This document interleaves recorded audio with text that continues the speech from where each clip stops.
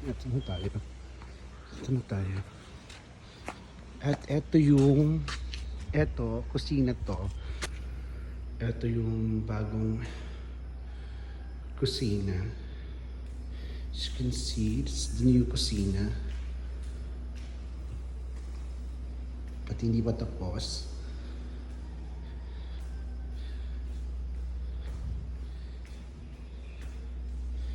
Hindi pa tapos.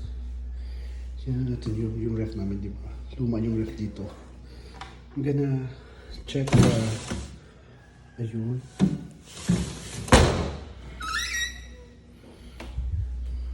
Ayan. So, it's the kitchen here. Yung lamesa. Magandang lamesa na.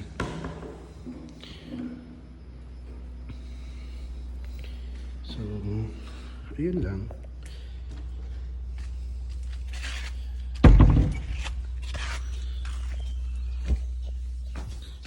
So, eto guys. Punta tayo ngayon sa...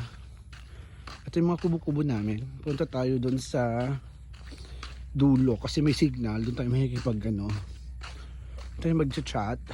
Mag-ano ng... Ayan. Ano ang bahay to? Kay anak ni Ate Eva. Sa anak ni Ate Eva yan.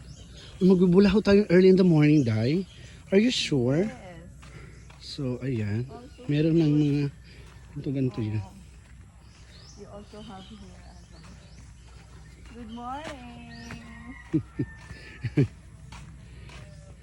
Tulog pa sila. Kagayan ka nga. Ang sakit ko lang mga... Kalmado. So, di ba, ayan. Sige, sis.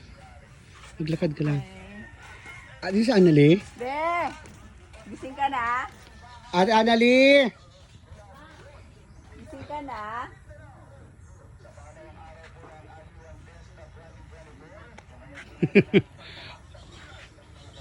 Tulog pa? Nasa kusina. Nasa kusina. Ay, nang kusina din do.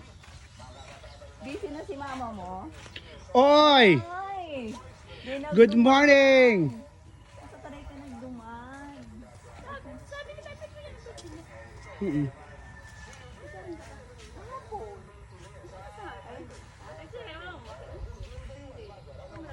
Yung pinsan ko, oh diba, chismisan overload.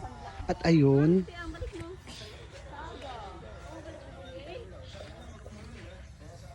maruluto mamaya, digli na lang mapasto. Makararigos tayo mga taob mamaya. Oh, so mamaya is high tide, so maganda maligo. Diba? Nagbablog-vlog ka muna kami. Yung mga pinsan ko. At eto nga, papakita ko sa inyo ang bahay ni Lolo. Ito yung bahay ni Lolo dati. Bahay ni na mama to. Kaso ngayon, siyempre, si May Eva na yung nakatira kasi siya yung bunso sa magkakapatid. And si May Eva, just renovated na tong bahay na to kasi dati dito ganyan. So, renovated na May Eva. Yung si May Eva at yung balon dati. It's the balloon. Then ako noon naliligo. Yung si May Eva nagwawalis ko. Diba? Kapatid yan ni mama. Ayun.